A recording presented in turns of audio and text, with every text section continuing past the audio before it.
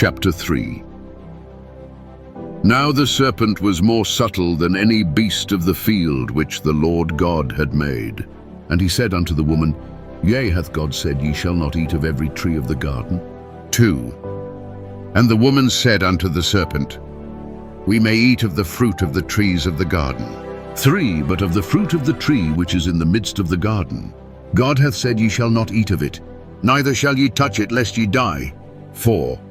And the serpent said unto the woman, Ye shall not surely die. 5. For God doth know that in the day ye eat thereof, then your eyes shall be opened, and ye shall be as gods, knowing good and evil.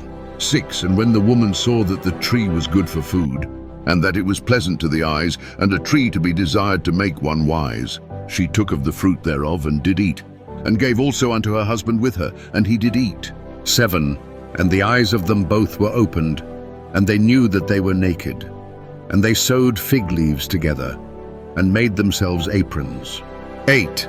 And they heard the voice of the Lord God walking in the garden in the cool of the day. And Adam and his wife hid themselves from the presence of the Lord God amongst the trees of the garden. 9. And the Lord God called unto Adam, and said unto him, Where art thou?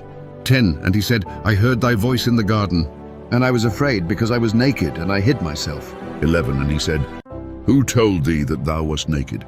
Hast thou eaten of the tree whereof I commanded thee that thou shouldest not eat? 12.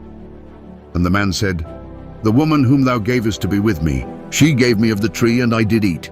13. And the Lord God said unto the woman, What is this that thou hast done? And the woman said, The serpent beguiled me, and I did eat. 14. And the Lord God said unto the serpent, Because thou hast done this, thou art cursed above all cattle, and above every beast of the field. Upon thy belly shalt thou go, and dust shalt thou eat all the days of thy life. 15. And I will put enmity between thee and the woman, and between thy seed and her seed. It shall bruise thy head, and thou shalt bruise his heel. Cursed is the ground for thy sake. I will greatly multiply thy sorrow and thy conception. In sorrow thou shalt bring forth children. And thy desire shall be to thy husband, and he shall rule over thee. In sorrow shalt thou eat of it all the days of thy life. 17.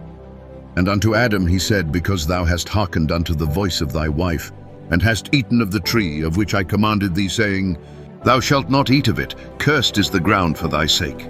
In sorrow shalt thou eat of it all the days of thy life. 18. Thorns also and thistles shall it bring forth to thee. 18. Thorns also and thistles shall it bring forth to thee, and thou shalt eat the herb of the field. 19. In the sweat of thy face shalt thou eat bread, till thou return unto the ground.